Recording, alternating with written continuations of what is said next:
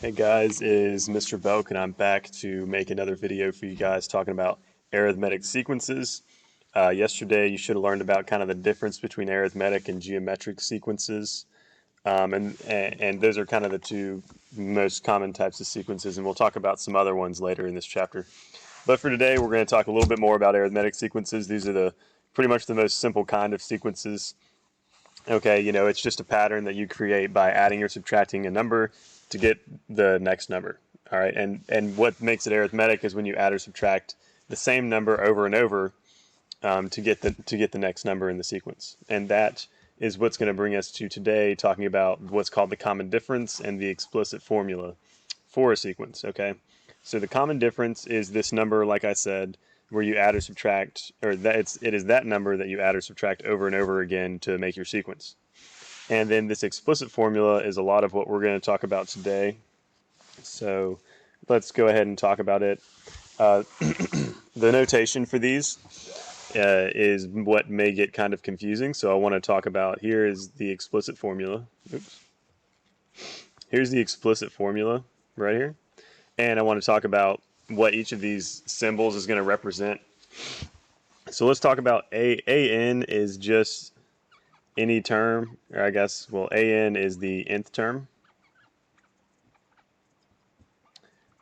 N, with what we're doing here, is the number of term that you're on. Like, for example, a1 would be the first term, or a with the little subscript 2 would be the second term, and so on and so on and so on forever.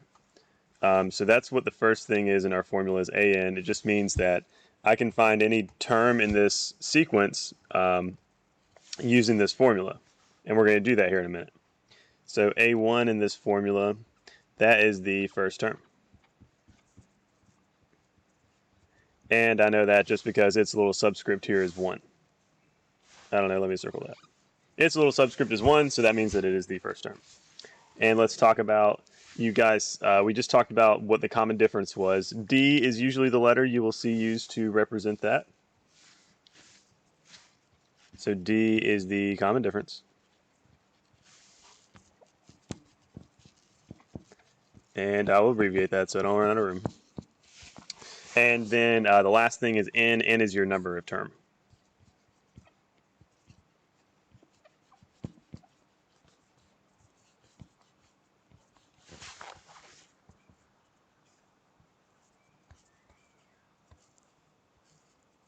I am running out of space. Okay, there we go. N is the number of term that you have. All right, so let's go do a couple examples. So what we're going to do first is we're going to scroll down here and look at this sequence right here. What we're going to do is we're going to find the common difference. We're going to find the common difference, the explicit formula, and the 107th term. So that's a lot of stuff. Not every problem you do is going to ask you to find that many things. But let's find the common difference first. So what is the number that you add or subtract to get from the first number to the next number, and from the second number to the third number, and so on and so on? In this one, our common difference is 3. To get from 1 to 4, you add 3. To get from 4 to 7, you add 3. To get from 7 to 10, you add 3. There's the common difference. The explicit formula, so if you go back up here and look, the only other thing that you need to find the explicit formula is the first term. Okay, so if you have the common difference in the first term, then you can find your explicit formula. And n will stay in that formula as a variable. Let me erase this. And now let's go ahead and write the explicit formula. So the explicit formula would be an equals, and if you look at the formula that is up here off the screen just a little bit, it equals a1. So a1, you can see from your sequence, it's right here. a1 is 1, because that's the first term in the sequence.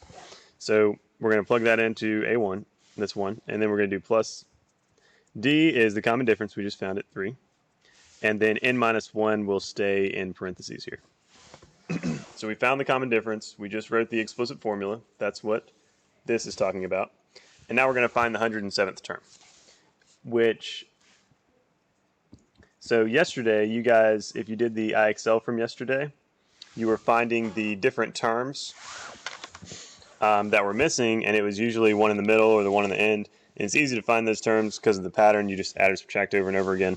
But for this, for the 107th term, if your math teacher asked you to go find that, it would take a lot longer. You would sit here and write out, 102 more terms, okay? And instead of doing that, we're going to use the formula. So let's go ahead and plug this stuff into the formula. A107, that would be the abbreviation for the 107th term. I'm going to plug in the 1 stays the same, the 3 stays the same. And then in my formula, or in these parentheses here, I'm going to plug in n minus 1. And n is the number term you're looking for. So n here is 107. So I'm going to plug in 107 and then subtract 1. And now let me go type all that stuff in on my calculator over here. So I'm just going to do 1 plus 3 times 107 minus 1. And you can do that in your head if you want to. So when you do that, you should get 319. And that is the 107th term. So we just went and found that. So let's keep scrolling. We'll talk about 2 more examples. You guys can always slow me down or speed me up if you would like to. Let's talk about given. So this is an explicit formula here. It's not in the same form. It's simplified down a little bit more than the explicit formula we found up here right above it. But let's say it gives you the formula and it asks you to find the first 5 terms. So how would you do that? Well, I know, let me write out blanks right here. 1, 2, 3, 4, 5. So using the formula, all you have to do is, if you want the first term, you plug in 1 for n. If you want the second term, you plug in 2 for n, 3 for n, 4 for n, 5 for n. And doing that, it'll get you the next terms. But as you'll see, this is an arithmetic sequence. All right, so let's plug in 1 for n. When you plug in 1 for n, you get 4 minus 2 times 1. 4 minus 2 times 1 is 2. And then for the next one, you plug in 2. Let me erase this real quick. If you plug in 2, you get 4 minus 2 times 2. Okay, and that will be 2 times 2 is 4, and 4 minus 4 is 0. And this is an arithmetic sequence, so you can do one of 2 things from here. You can keep plugging in. You can keep plugging into your equation. So you'd plug in 3, and you actually would end up getting a negative number in this case. But the common difference here is going to be 2. That's how you find the next term. And since it's an arithmetic sequence, it's going to be the same over and over again. So you get from 2 to 0, I subtracted 2. So to get to the next term in your sequence, what I'm trying to say is that you don't need to use the formula because the common difference is negative 2 here. So the common difference is negative 2. You can always find the common difference because it is the number that's in front of n in the formula right there. And you can see it from writing out the terms in the sequence too. So the third term would be 0 minus 2, which is negative 2. The fourth term would be negative 2 minus 2, which is negative 4. And the fifth term would be negative 4 minus 2, which is negative 6. And then one note to talk about this too. Do be careful, and you may have seen this from tomorrow.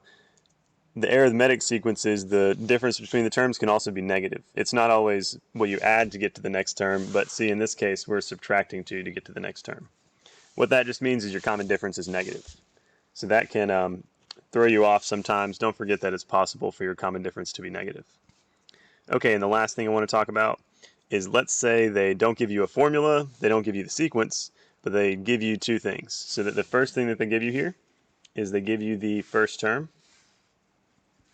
So A1 is the first term. And then they also give you something else over here. D is your common difference. So it doesn't actually give you the sequence, but you don't actually need the sequence to find the 81st term. You can use the formula. Let me rewrite the formula because it's off the screen. The explicit formula is AN equals, so any term you want to find, you can find it by doing the first term plus the common difference, D, times n minus 1. All right, so now what I'm going to do is the 81st term, I would abbreviate as A sub 81. And then for A1, it's giving me A1. A1 is right here. Let me circle it different color. A1 is 15. So I'm going to plug in 15 for A1. Plus D. Let me find another color. D they just gave me is 5. Sorry if you're colorblind. And then I don't know if I have another color. So let me highlight it. n is 81, which it gave us, that's A81, or we're looking for the 81st term, so n is 81, and subtract 1 from it. That one always stays the same. So I'm going to plug that over here in my calculator. I'm going to do 15 and then plus 5 times 81 minus 1. Oops. There we go. And you plug that in, and it'll spit out the 81st term for you. So A81 in this case equals 415.